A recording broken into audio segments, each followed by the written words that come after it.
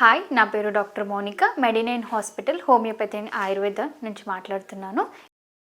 ఈరోజు టాపిక్ వచ్చేసి sinusitis. Sinusitis అంటే ఏంటి అసలు?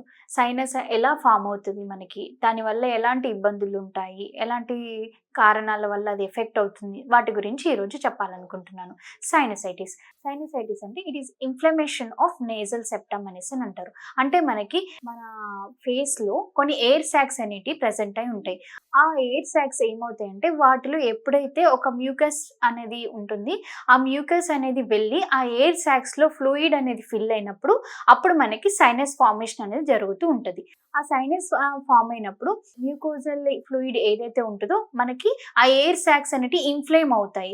అంటే ఇన్‌ఫ్లమేషన్ అనేది అవ్వడం వల్ల సైనోసైటిస్ అనేది ఫార్మ్ అవుతూ ఉంటుందన్నట్టు. సైనోసైటిస్ అనేది ఎన్ని రకాలుగా ఫార్మ్ అయితాయి. మనకి ఫస్ట్ వన్ వచ్చేసి acute maxillary sinusitis, frontal maxillary sinusitis, ethmoidal maxillary sinusitis, sphenoid maxillary sinusitis అనేసి ఇటువంటివి సైనసైటిస్ అనేటివి ఫామ్ అవుతూ ఉంటాయి అన్నట్టు. ఇవి ఇవి ఇన్ని రకాలుగా ఫామ్ అవుతాయి. ఇవి కారణాలు. ఎలాంటి కారణాల వల్ల మనకి సైనస్ అనేది ఫామ్ అవుతూ ఉంటది. ఒకటి హెరిడిటరీ ద్వారా ఉంటది. ఇంకొకటి మనకి బయట ఇండస్ట్రియల్ ఏరియాస్‌లో ఎక్కువగా ఉండే అక్కడ నివసించే జనాలలో ఎక్కువగా మనము ఈ సైనస్ ఫార్మేషన్ అనేది చూస్తూ ఉంటాం. ఆ ఇండస్ట్రియల్ ఏరియాస్‌లో ఏదైతే గ్యాస్ అనేది బయటికి రిలీజ్ అవుతుంటదో కెమికల్ కాంపౌండ్స్ వాటి ద్వారా గూడా మనం పీల్చుకునే శ్వాసలో సైనస్ ఫార్మేషన్ అనేది జరుగుతూ ఉంటది. ఎక్స్‌పోజర్ టు డస్ట్ ఇంకొకటి. మన చుట్టూ నివసించే ఏరియాస్‌లో అన్‌హైజినిక్‌గా ఉండడం వల్ల అట్ ద సేమ్ టైమ్ చిన్న చిన్న పురుగులు అటువంటివి ఏవైతే ఉంటాయో వాటి వల్ల గూడా మనకి సైనసైటిస్ అనేది ఎఫెక్ట్ అవుతూ ఉంటది. ఇంకొకటి వచ్చేసి ఎన్విరాన్మెంటల్ చేంజెస్, క్లైమాటిక్ చేంజెస్ ద్వారా గూడము సైనస్ అనేది ఫార్మ్ అవుతూ ఉంటది.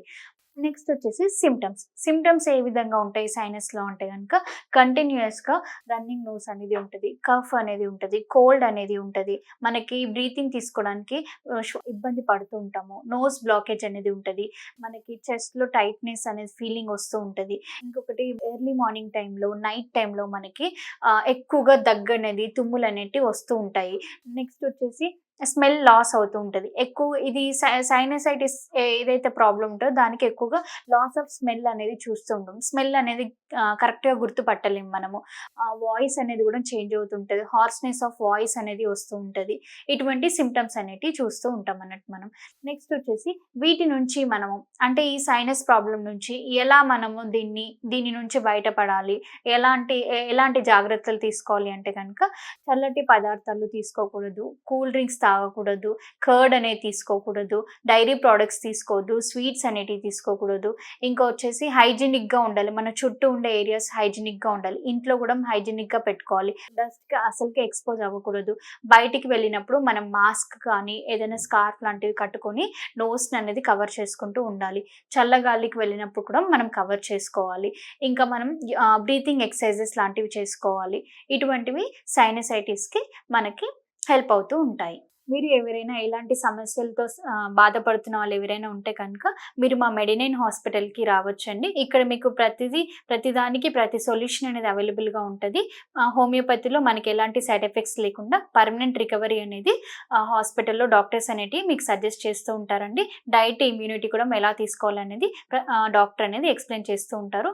మెడినైన్ హాస్పిటల్‌కి సంప్రదించండి. Thank you.